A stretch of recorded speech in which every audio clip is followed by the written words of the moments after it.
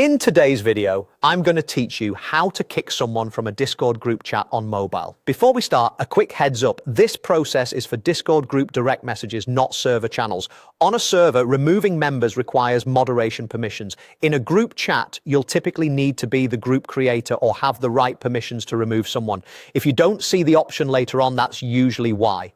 Make sure your Discord app is updated, and these steps are the same on iPhone and Android with small visual differences. First, open the Discord app on your phone. You'll land on your direct messages or your last active screen. If you're not already in your inbox, tap the message icon to view your conversations. Next, find and open the group message you want to manage.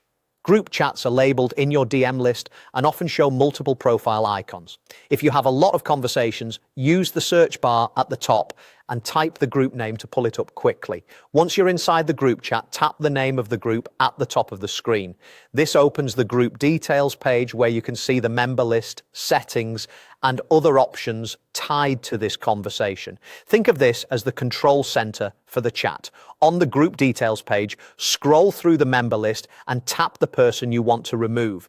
This opens a profile sheet for that member. A quick note here, removing someone from the group won't delete the messages they've already sent, but it will stop them from seeing or participating in the chat going forward. On that profile sheet, look for the 3 dots or more options in the corner and tap it. This reveals additional actions specific to that user within the group.